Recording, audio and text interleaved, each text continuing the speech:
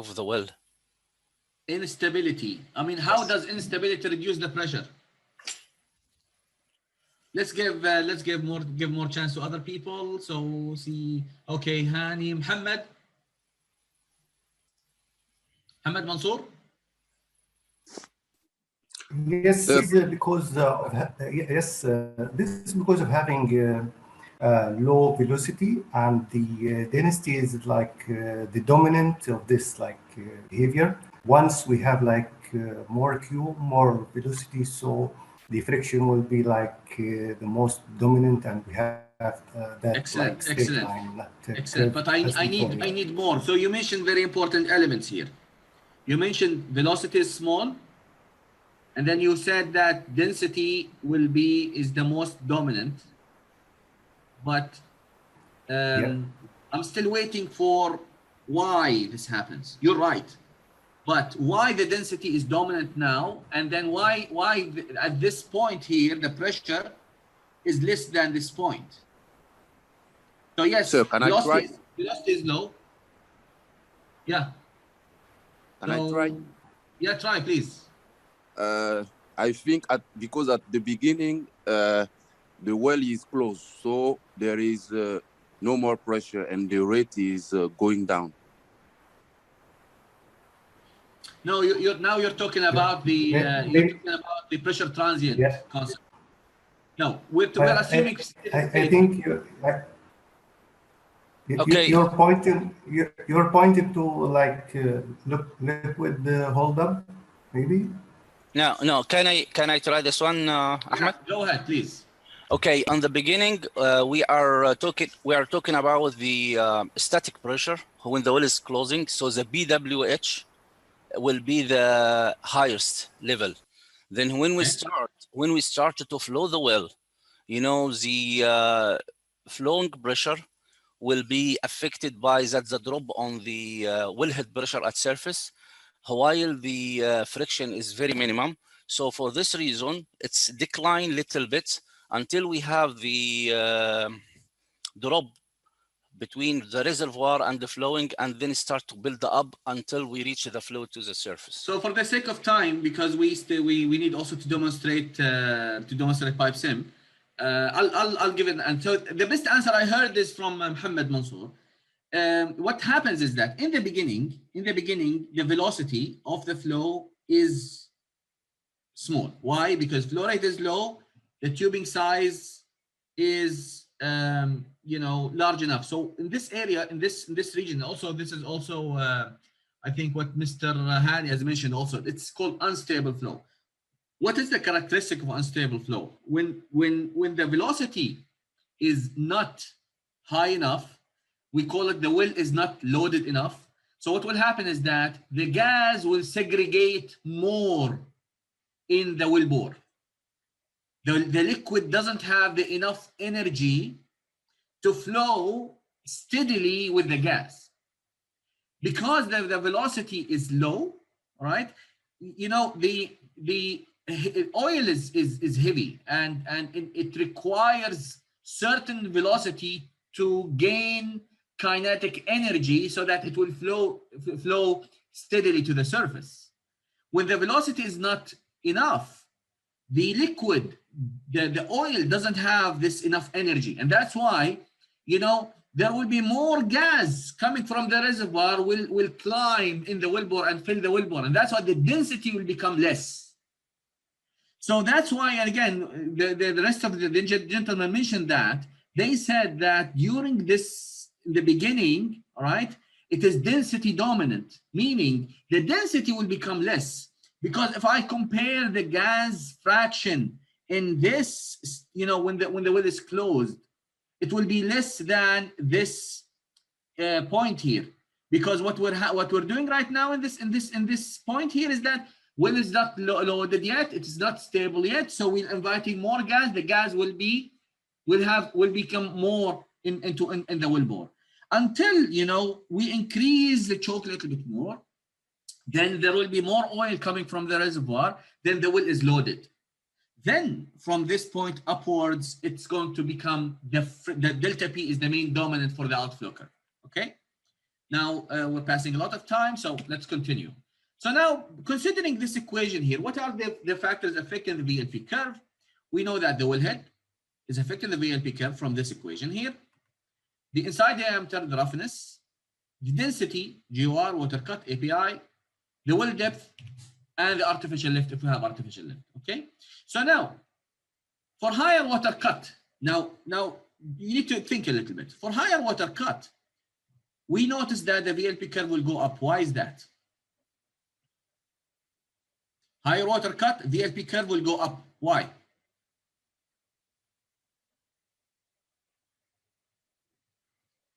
Because density is higher. Higher water cut, density is higher. And then if I add a positive value here, this bottom hole pressure will start to increase. So for the same flow rates, the VLP curve will go up for higher water cut. Similar concept, higher GOR, density will become less, so the VLP curve will go down. If I have higher wellhead pressure or a deeper well or heavier fluid, all the VLP curve will go up. All that is described by this equation here, correct? So this is excellent. So now, that's now the beauty of nodal analysis. We draw the IPR curve separately. We draw the OPR or the outflow VLP curve or the outflow curve separately. And then we find the intersection. And the intersection describes the operating point. So this is how nodal analysis works, okay? So applying the nodal analysis concept in, now this, we'll see how this really describes many known facts in the well productivity, but now the nodal analysis can describe it very well, visual, in a visual sense. Like for example, we know that if the water cut is lower, what will happen to the production? What do you think? Lower water cut, higher production, right? But why is that? Because lower water cut affects the outflow curve. Lower water cut means lower density, and it means that the outflow curve will go down, and then the intersection will go to the right, and that's why we produce more. See now how beautiful this is? Higher productivity index. We know that if I have higher productivity index, the well will produce more. But why is that? Because higher productivity index means lower slope, means the IPR curve will go up a little bit, and then the intersection will go to the right. Higher GOR. For higher GOR, I produce more. Why? Because I have lighter fluid. So this value will go down, and then the bottom hole, the outflow curve will go down, then the intersection will go to the right. I produce more. Smaller tubing ID. Smaller tubing ID will create more friction. It will block the production. And that's why we produce less. But of course, in the beginning, we are starting from the same point because there's no hydrostatic effect.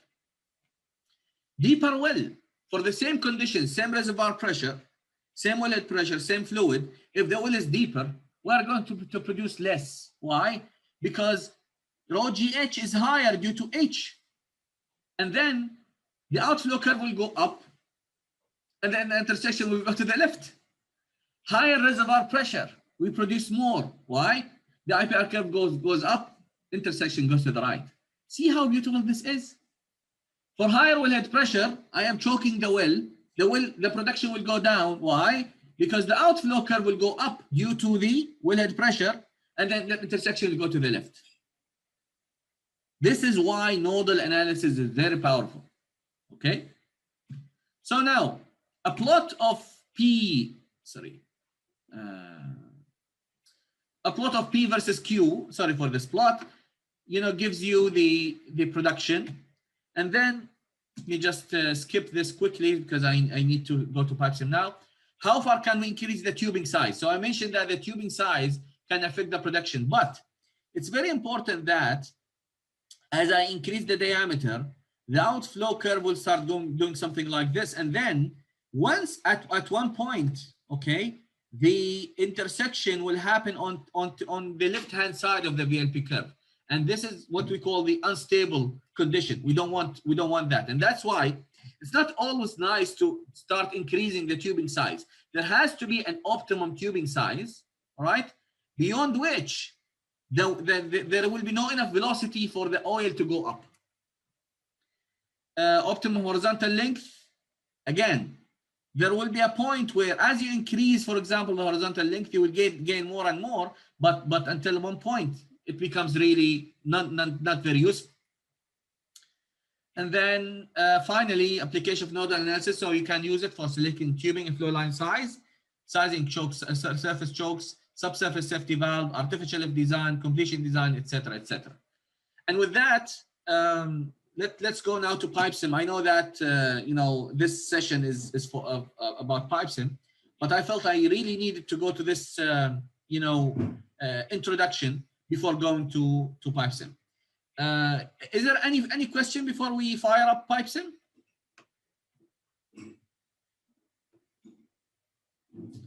So let's start PipeSim then.